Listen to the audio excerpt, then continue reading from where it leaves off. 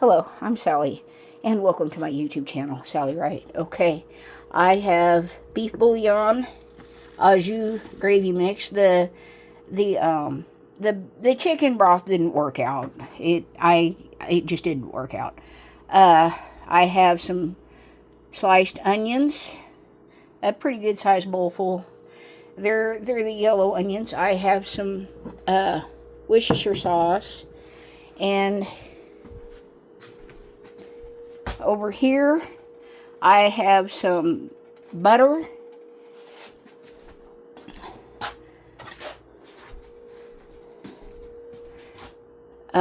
browning in my skillet. This is about half a stick, and that might be a little much butter, a little too much butter, but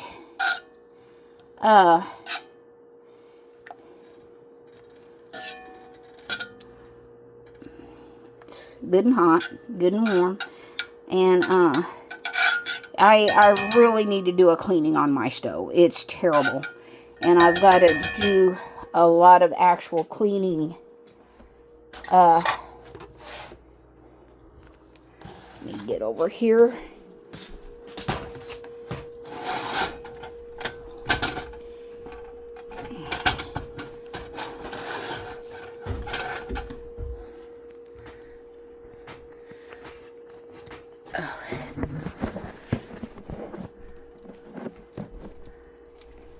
Grab my onions.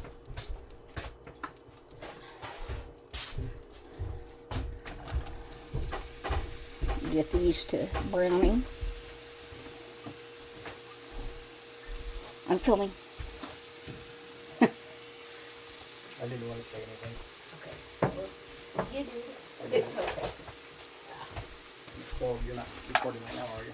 Yeah. Yeah, okay. Those are the...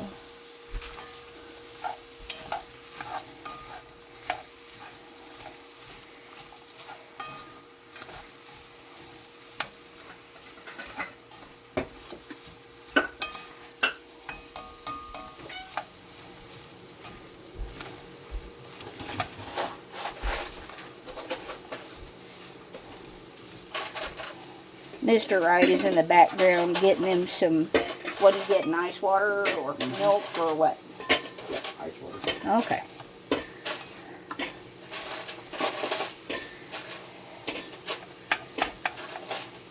Get these,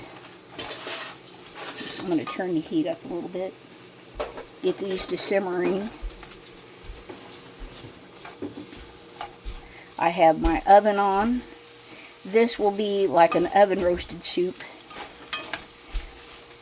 And this is my cast iron chicken fryer. I like it. It's not as big as my big Dutch ovens, but it's almost like a Dutch oven in itself. And it can go in the oven no problem, go over a campfire no problem. Just going to get these to going translucent here. There's no peppers or potatoes or nothing else in this. This is just onions and butter right now. All in the world this is. This is about, I'd say, at least 5 or 6 smaller onions, but it'll be okay. Get these.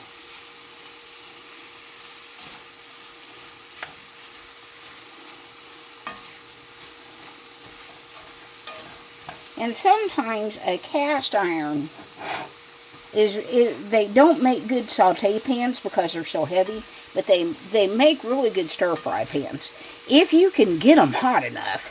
So, and sometimes by the time you get a cast iron hot enough, it'll be too hot. So, but I'm gonna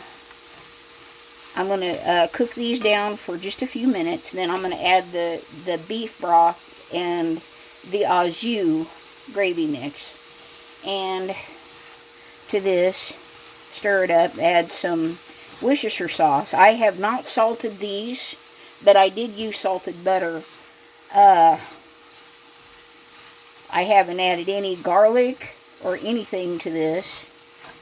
Now I'm starting to smell the onions cook. How hot are these? Oh, they're barely warm. Still a little tough. So I want these to cook a few minutes, but I don't want them scorching. You can use butter, olive oil, vegetable oil, avocado oil, whatever fat. If you want to use lard or tallow or vegetable shortening, by all means. You know, my grandmother used Crisco for everything. I miss that old woman. Now my great-grandma Lucy, used bacon fat for everything. That's also another source of fat that you could use. She used bacon fat for everything. And it is so funny. She made wilted lettuce with bacon, vinegar. She'd make the dressing out of vinegar, sugar, salt, and she would take her lettuce and scalding hot bacon grease. And she would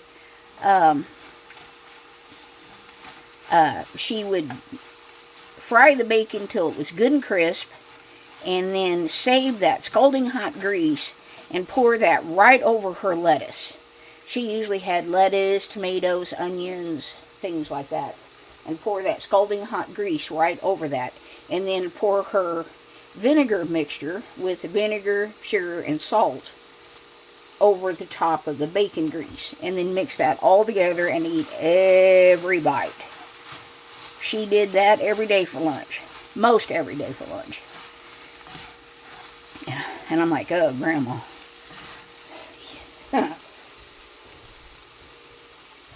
Okay. Now,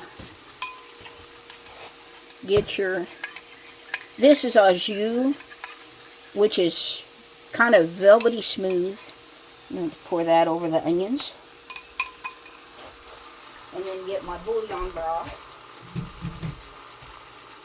I've had 2 bouillon cubes.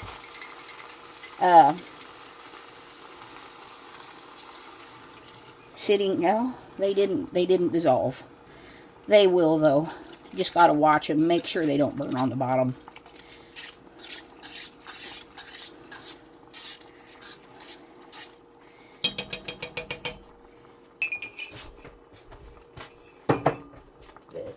I thought they usually dissolve, but these didn't.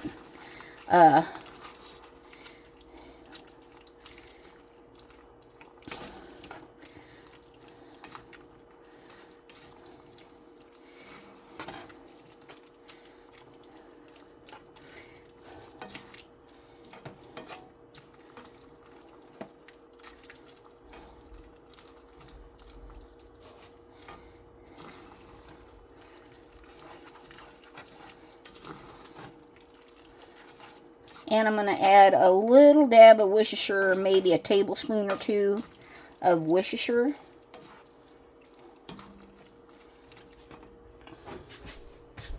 Just for that extra depth of flavor.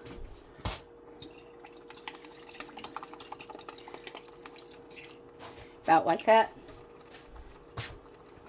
And I'm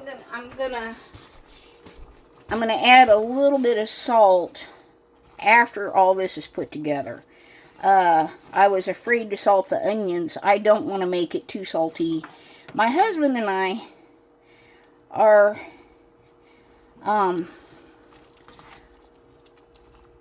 our taste buds have kind of changed, and we get headaches pretty easy.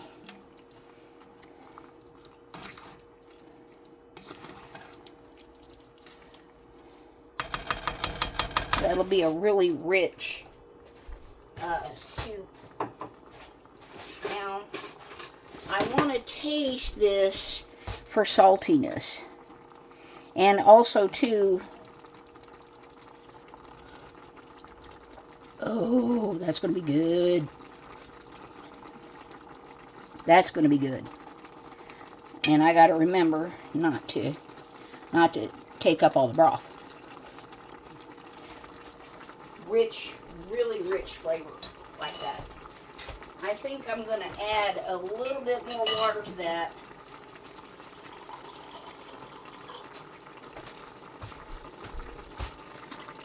That way, I'm going to stir that in.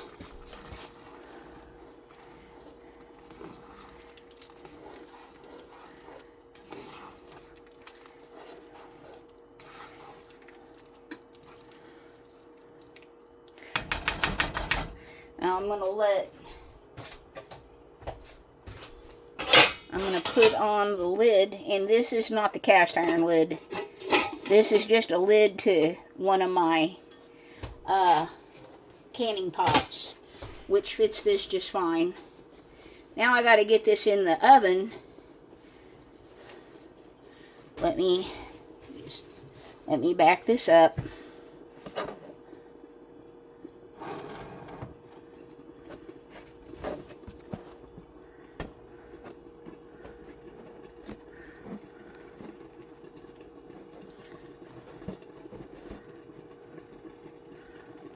Where I want to get this before the bottom scorches. I'll just set it in the oven, 350 degrees. And when you do that, it's kind of like a slow roaster. Shut that off. And I have a very difficult time forgetting to wipe up my oven, and it shows. I have a terrible time forgetting to wipe off my stove top after I use it, and it shows. I'm one of the world's biggest slobs. But anyway, I want to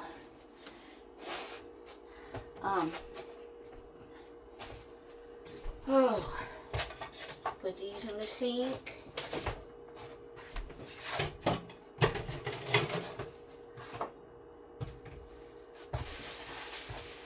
Now, if you make your own broth for soups, stews, roasts, different recipes like that,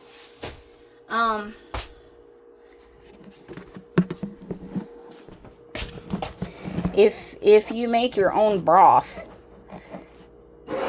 by all means save the onion scraps. You can save most any vegetable scraps. Celery, onions, garlic, and this is what Janie looks like. She's expanded a little bit, but she's really not very bubbly. But that's what she looks like compared to this morning. She has expanded quite a bit, actually. And you can tell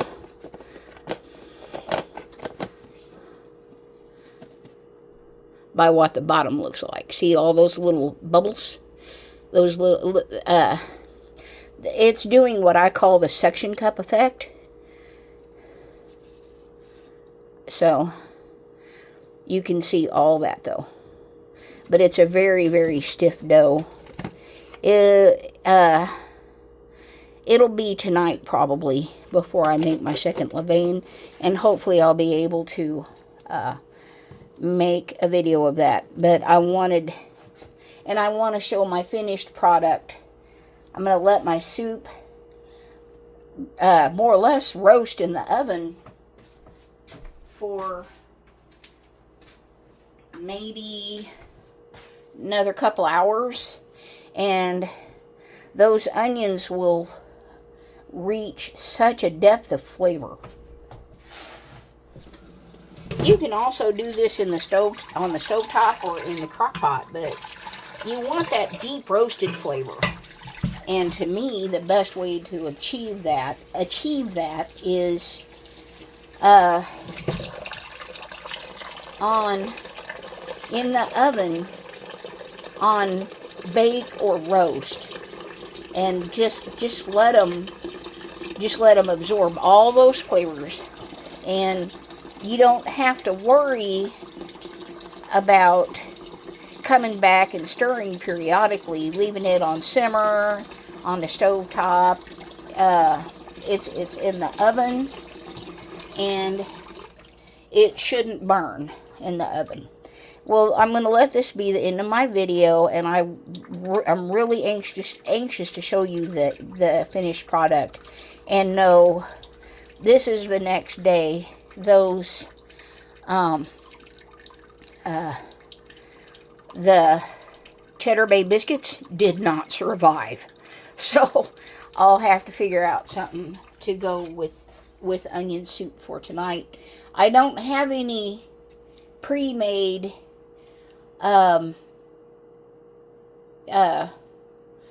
like artisan bread or bagels or French bread. I don't have anything that I could slice and put in the oven to toast, and let that toast into get it good and crispy, and then add your seasonings to it. And I don't have any bread or I don't even think we have any crackers as far as that goes. So I don't know what I'm going to do with this, but it'll still be good. You know, I don't have any soup crocks either. The soup ramekins that you pour onion soup in, and then you put like a slice of cheese, and then your crispy toasted bread or bagels or bagel chips or whatever you put on them, and let them finish off in the oven. I don't have any crocks or ramekins to do that with. So, but that's really the traditional way to make a French onion soup. And you start out with authentic meat or bone broth. You don't use bouillon cubes. But I did. So, I really should get off of here. This I have 1, 2, 3, 4. I got 5 onions left. I used probably about half of this bag, maybe a little over half of this bag. I just cut them up and used them. Well, thank you for watching, and you have a wonderful day.